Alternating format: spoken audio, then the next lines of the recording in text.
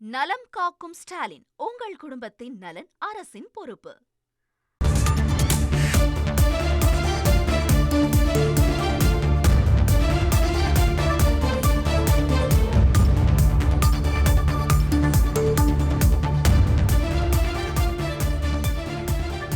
நாம் மாற்று சக்தி அல்ல, நாம் முதன்மை சக்தி என்று தமிழக வெற்றி கழகத்தின் தலைவர் விஜய் அறிக்கையின் மூலம் தெரிவித்திருக்கிறார். மேலும் விவரங்களை செய்தியாளர் மணிகண்டன் வழங்க கேட்கலாம். மணிகண்டன், வணக்கம். அந்த அறிக்கையில் என்னெல்லாம் குறிப்பிடப்பட்டிருக்கிறது, முழு தகவலை சொல்லுங்க.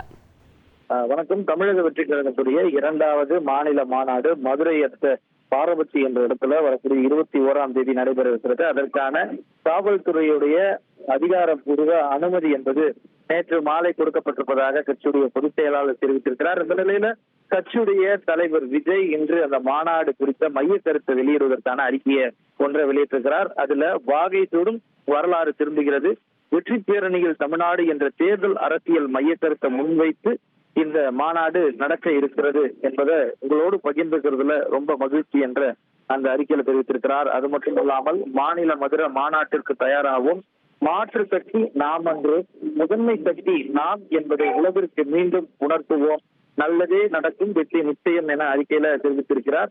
முக்கியமாக இந்த மாநாட்டை பொறுத்தவரையில அடுத்த கட்டமாக தமிழக வெற்றி கழகம் தேர்தலை நோக்கி எந்த திசையில பயணிக்க போகிறது என்பதை விளக்கக்கூடிய மாநாடாக இருக்க போகிறது. ஏற்கனவே முதல் மாநாடு விக்கிரவாண்டியில நடைபெற்றது, கொள்கை விளக்க மாநாடாக அமைந்திருந்தது. இந்த நிலையில இந்த தேர்தலுக்கான மாநாடாக இது இருக்க போகிறது என்பதை உணர்த்தும் வகையில தான் மாற்று சக்தி இல்லை, நாம் முதன்மை சக்தி என்பதை உணர்த்தும் வகையில உலகிற்கு மாநில மதுரை மாநாட்டிற்கு தயாராகும் என தெரிவித்திருக்கிறார். அந்த வகையில 21ஆம் தேதி நடைபெறக்கூடிய மாநாடு குறித்த அறிக்கையை கட்சியுடைய தலைவர் விஜய் வெளியிட்டிருக்கிறார். தகவல்களுக்கு நன்றி மணிகண்டன்.